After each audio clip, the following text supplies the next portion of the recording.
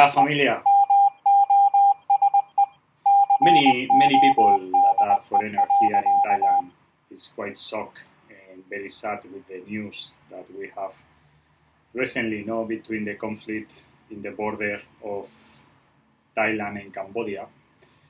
And today here, I was listening during the morning coffee conversation about the things that start to appear on the news, especially the news of the international news. That is the one that I follow, that are less distorted and not so following the news of the country. I think when we have a conflict like this, it's also happening in my country. Every time that there is something too serious, it looks like it's more trustable to read the news from outside than the one that is produced in its country. And then I was listening the last updated, it look like there is a oil company from a country totally different than Thailand and Cambodia that has a quite interest in something below the sea of the Gulf of Thailand. And then suddenly, when I was listening this thing, see the temples with the mandala, people fighting with that temple. Then I was thinking, actually, the mandala coming from India, and it's the representation of the universe, of the people, the main tower of the center of the temple, the stone temple that is in the middle of this conflict, is for the god Shiva, which is Hinduism. So that thing is to talk this thing from a nationalist point of view. Okay, you put the emotions, you put the feelings. This is mine, this belongs to me, this is my culture, this is my boundary. But at the end, this influence, to make these temples, with this square shape, is from the Hinduism, from the influence of the Hinduism. People coming here to South Asia and start to build the things that they used to do, in the Asia subcontinental, And then we see mandalas in India, we see mandalas in Nepal, in many places, and of course in South Asia, So to say that this thing belongs to me, for me, is a question mark. And then, with the last news of this company, this country interested to try to get that gold things below the water, suddenly it's pop up one book, okay? One book that I read when I was a kid, okay, or let's say teenagers, which is The Animal Farm from George Orwell.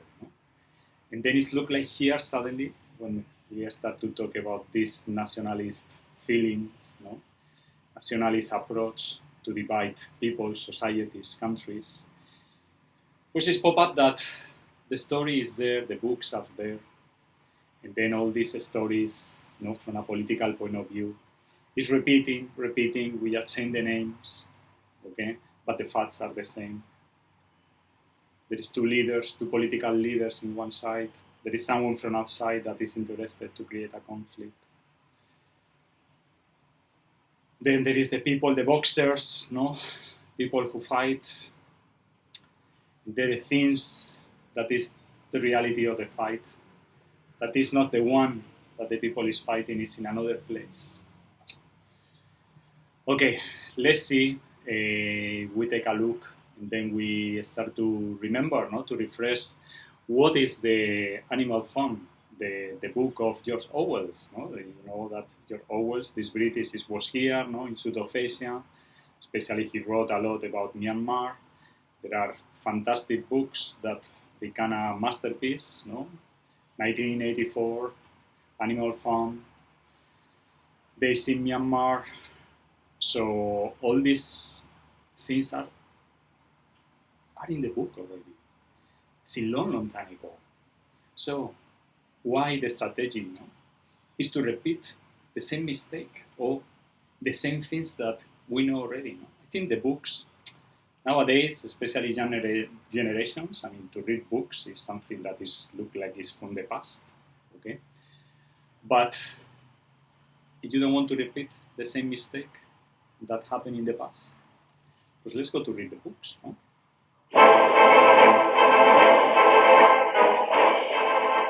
Okay, so then I have done this thing, okay? In this video, the things that you are going to see is what happened if the story that is writing in the Animal Farm, that is one allegory, no, about the Russian Revolution, how it was handled, no, and then George Orwell used the pigs, no, to explain this allegory, this metaphor, no, with the reality from a political point of view, is the things that we are going to talk here. Let's see if we adjust to this conflict that happened between Thailand and Cambodia, and then we rewrite that book with the characters that appear here in this conflict.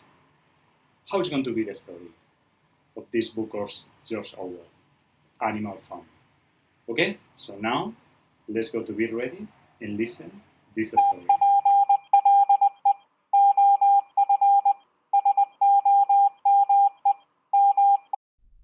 Today, we're digging into something really fascinating. This idea that sometimes the conflicts we see, the ones grabbing headlines, are actually, well, clever distractions. And we're going to use a pretty powerful lens, George Orwell's Animal Farm. Not just for the Cold War stuff, but for geopolitics happening right now. It really is a striking framework. Orwell's take on power, on propaganda. It's amazing how well it maps onto situations today, things he couldn't possibly have foreseen. Absolutely. And the case we're looking at is this long-running border dispute between Thailand and Cambodia. You know, over those ancient Khmer temples like Preah Vihear. If you just read the news, it looks like a straightforward fight over history, over sacred ground, you know, national heritage. Right, that's the surface story. And it's powerful, emotionally charged, but the sources we've looked at for this deep dive suggest that Vihear is, well, maybe incomplete. Incomplete. Well, while the temples are obviously hugely important culturally, the idea is that these stony facades, as one source puts it, might be masking something else entirely. It feels like a very carefully managed narrative. Okay, so if it's not just about the temples, what are we missing? What's the hidden part? The sources point towards something, let's say, more contemporary and definitely more lucrative. Beneath all the rhetoric about history, there's this quiet struggle unfolding. Which is? Control. Control over potentially huge natural gas and petroleum reserves deep under the Gulf of Thailand. That's what our deep dive suggests is the less visible driver here. Wow. So the ancient symbols become smokescreens. Exactly. That's the core idea we want to unpack, how these really potent symbols, the temples, can effectively distract everyone from the really high-stakes decisions being made elsewhere. Decisions about what, specifically? We're talking energy deals, military agreements, economic partnerships, stuff that's happening way out of the public eye, but which really shapes the region's future. Our mission here is to understand what's really fueling this, you know, and who benefits. Okay, let's bring in Orwell. Animal Farm. Remember the windmill? Oh, yeah. Presented as this amazing project for all the animals. Prosperity, progress, a real symbol of their revolution. Right, but it quickly became something else, didn't it? It was the perfect tool for the pigs. How so? Well, it was a constant distraction, always needing more work. It let the pigs rewrite history whenever they needed to, justify grabbing more resources. It basically became the excuse for their total control while everyone else sacrificed. So the parallel here. Our sources say these border temples function in a similar way. A perfect narrative device for leaders in both Thailand and Cambodia. It's quite strategic when you think about it. They use these sites to whip up patriotism, bolster their own authority, even gain international sympathy. We're defending our heritage. And that's the story we hear, the one that makes the news. But, and this is the key contrast from our sources, yet behind the scenes, what truly fuels interest in the borderlands isn't stone, it's energy. It's not just about the past. It's about the future, economically speaking. Precisely. Under the Gulf, there are these contested resources with high geopolitical value. Huge potential gas fields, untapped mostly. Think about what that means in today's world. Right. Energy security is massive. So controlling these reserves, Yeah. that's real power. Absolutely. And these fields, they've been known and partially mapped for decades. It's not a secret to insiders, so while the public focus is here on the temples. The real negotiations are happening quietly over the gas. Mm-hmm. Quietly negotiated. It feels exactly like Orwell's pigs managing the narrative while consolidating their own power. A real masterclass in misdirection. Which connects back to Animal Farm again, doesn't it? The pigs, especially Squealer. Masters of spins. Totally. Using language, fear, and nationalism to keep everyone in line. Twisty words, inventing enemies, pumping up pride. Yeah. Whatever it took. And our sources show modern states like Bangkok and Phnom Penh using very similar playbooks. Think state-controlled narratives and education systems. So like textbooks with specific maps. Exactly. Or media campaigns framing international rulings as attacks on the nation itself. It's all designed to push these emotive nationalist terms. But what gets left out of that story? That's crucial. The sources are clear. These narratives consistently focus on the temple claims, but almost completely gloss over the role of global energy politics and foreign influence. Deliberate blind spot. Seems like it. Keep the public focused on the emotional, symbolic stuff, not the complicated, maybe controversial economic deals happening behind the scenes, especially deals involving outside powers. Right. And the people, the citizens, Orwell's animals, they get drawn into this, right? They do. They become part of the spectacle. The sources describe it vividly. Protesters march, young people chant slogans, soldiers are stationed in symbolic ruins. It's very visible, very emotional. And very effective as a distraction. Which brings us to the core insight, really, for you listening. All this public drama, the marches, the flags, it masks where the real decisions are being made. Which are? The key decisions about energy deals, military agreements, and economic partnerships. They're happening far from the public eye. Not in town squares, but in quiet back rooms. And this is critical, often in collaboration with global powers like China, the United States, and multinational corporations. Yes. Think about the implications of that. These external players are deeply involved, and the sources stress they stand to benefit regardless of who controls the temples. So for them, the symbolic fight, it doesn't matter who wins. Not really, no. As long as the energy deals get signed, the resources flow, the strategic partnerships are secured, it's about their interests, economic and geopolitical. Wow. It's cynical, but it makes a kind of cold, hard sense. It does. It's geopolitics. Access to resources, regional influence. They might lean one way or the other subtly, play both sides even, but the goal is ensuring their investments pay off no matter who officially owns the temple ruins. This really makes me think of Boxer. You know, the horse in Animal Farm? Oh, Boxer, yeah. Hardworking, loyal, completely devoted. But ultimately exploited, right.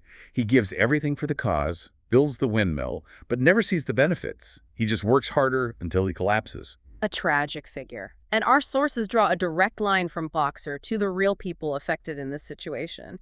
It's, once again, the people, soldiers, farmers, monks, and border communities who carry the burden of these symbolic skirmishes. They're the ones living with the consequences. Day to day, there's this huge disconnect. The official story is all noble, about sacred heritage, national pride. But on the ground, families near the border live under military tension. Imagine trying to farm your land when it's basically a militarized zone. Your life, your safety, constantly disrupted by a conflict driven by factors you probably don't even know about. that's stark. And it continues offshore. While these big gas negotiations are happening far away, fishermen face increased patrols and locals are left in economic limbo. Their fishing grounds messed up, their local economy stalled.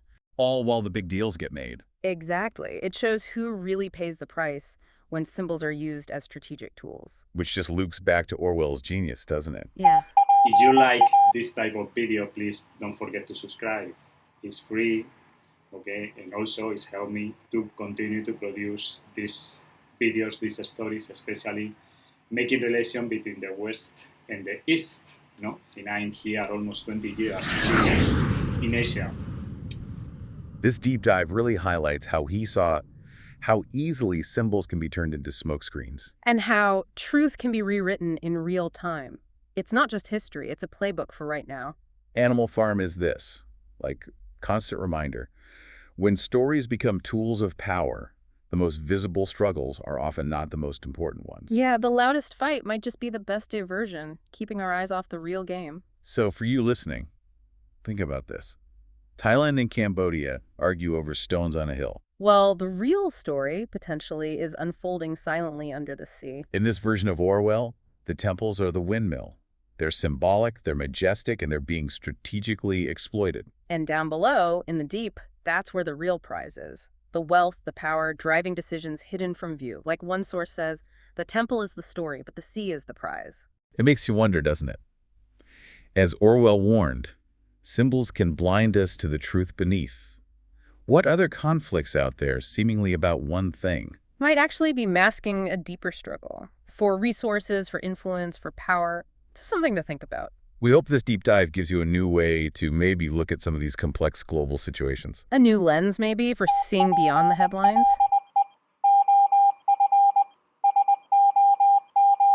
Okay, now we have listened to the story. I don't know if you read before the book of George Orwell or not, this masterpiece, but I believe that there is a lot of similarity. You need to know that I'm putting my feelings and emotions aside because of this dramatical situation. But you can write in the comments what is your thinking about what the book said and what the reality is offering us.